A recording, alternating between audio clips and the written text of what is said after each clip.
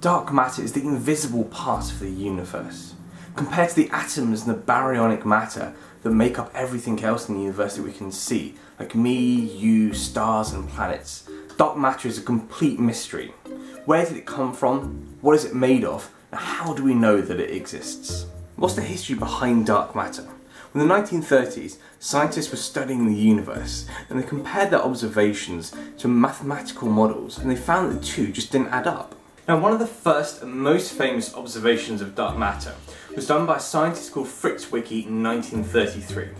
Now, he was looking at how fast stars orbited around the centre of the galaxy, just as planets orbit around the centre of our solar system. And he was looking at how fast they orbited around compared to their distance from the centre of the galaxy. What he found was rather strange when you compared it to mathematical models. You see, the rotation of the star around the centre of the galaxy depends on the mass within the galaxy. Now, what this normally means is there's a lot of mass at the centre of the galaxy, and so stars that are very close to the centre orbit around the centre much quicker than stars that are further away. But this isn't what Fritz Zwicky found. Fritz Zwicky found that there's a level plot, and so stars that are very close and stars that are very far away orbit at roughly the same speed. Now, this just didn't make any sense when you counted up all the mass in the galaxy and tried to mathematically model how fast all the stars should orbit around. So there must be something strange going on.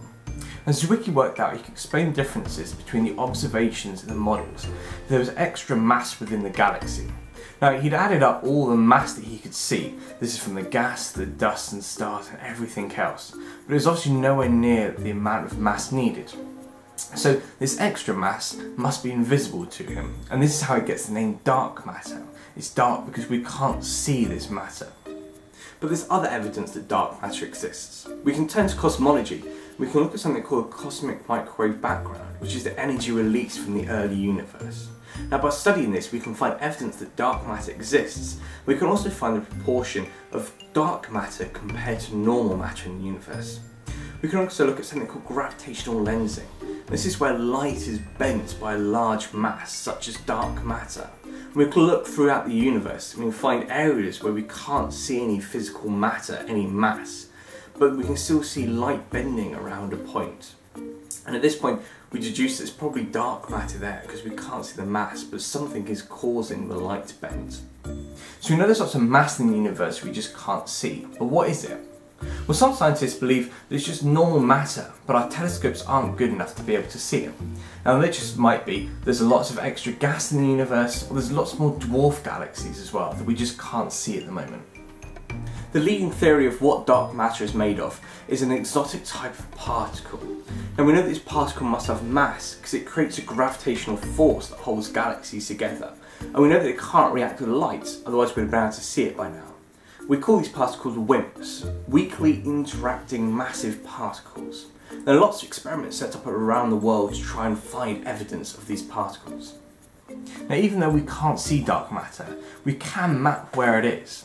By looking at its gravitational pull on stars and other objects in the universe, we can map out its distribution.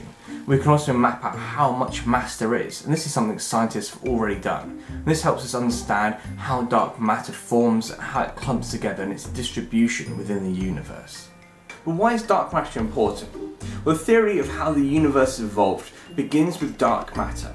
At the beginning of the universe, dark matter formed and condensed down together into halos within the universe. Now, within these halos, their gravitational pull pulled in gas from the surrounding areas, and this gas turned into the galaxies that we see today. And it's these gases that turned into stars and planets and me and you and everything else.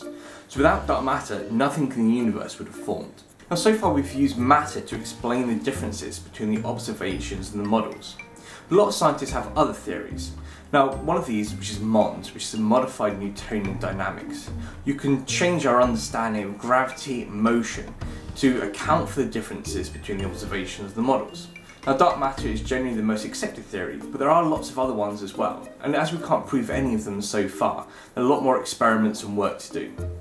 Thank you so much for watching, guys. I really appreciate it. Don't forget you can like, you can share the videos, you can subscribe to my channel, which is really, really good. You can check me out on Twitter at UKAstroNut, but thanks for watching and I'll see you guys soon.